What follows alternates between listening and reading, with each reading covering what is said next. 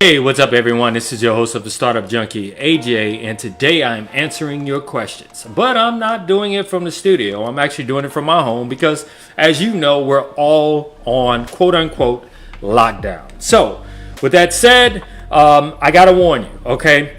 Question number 3, or my response to question number 3, is either gonna piss you off, especially if you're the person that actually wrote this to me, or you're gonna find it funny. All right, but nonetheless, let's just get into it. So question number 1.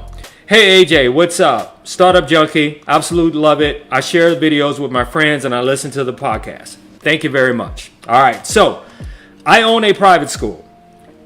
And because of COVID-19, I'm having a lot of students unenrolled. What can I do? Do you have any suggestions or ideas to help me maintain my enrollment? Actually, I do.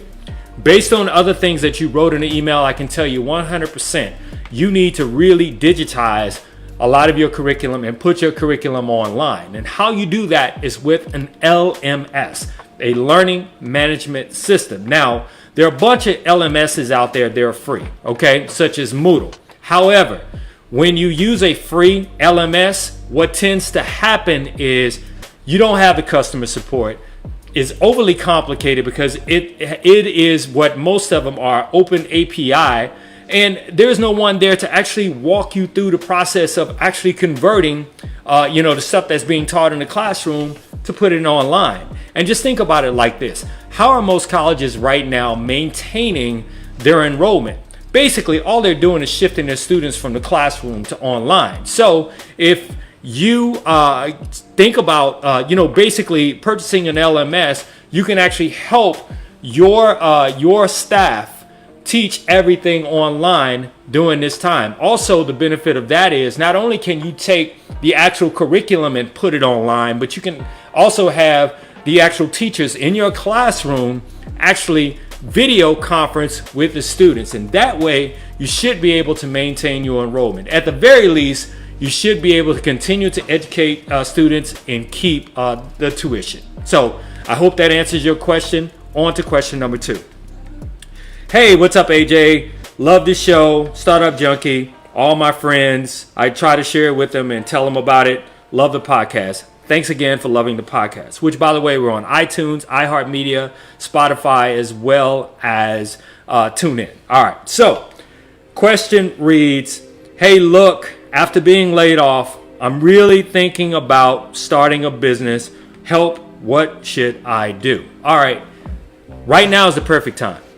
The main thing that you probably need to do right now during this downtime is, 1, definitely make sure you get in and apply for unemployment. But 2, start planning out what it is you want to do. Whether you want to bring a product or service to market, that is exactly what you need to figure out. But more importantly, you need to do what is called a business model canvas. That's different from a business plan, which literally can take 3 to 4 months. A business model canvas can take hours. A business model canvas can take hours, or it can take a couple of days. But with a business model canvas, or a BMC, you're actually able to identify the relationships you need to make the business work, what your value proposition is. In other words, the product or service that you're going to bring to market, as well as the channels you need to use to communicate with your customers, say marketing channels, how you're going to service them, your cost structure. In other words, the things that you have to pay for in order to pull it off, what you're actually going to charge for your product or service.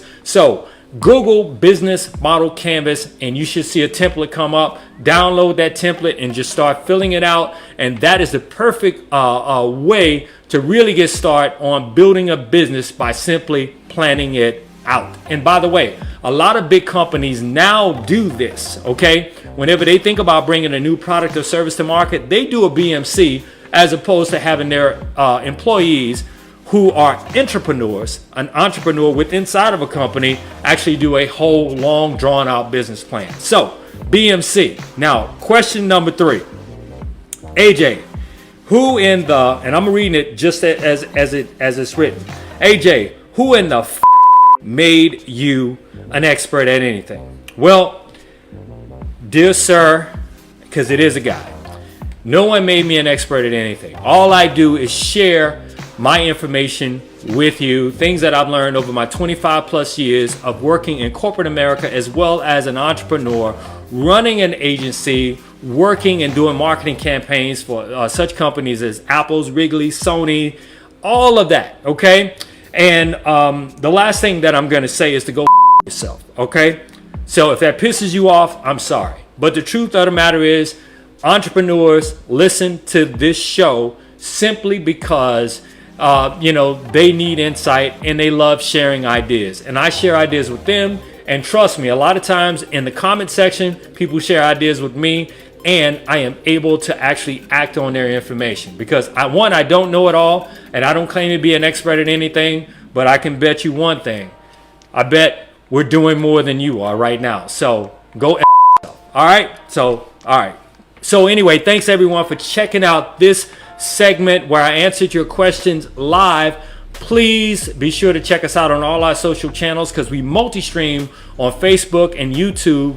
And be sure to check out the Startup Junkie live podcast on iTunes, iHeart Media, Spotify, as well as TuneIn. And until next time, everyone, I'm AJ, your host of the Startup Junkie, and I'm out.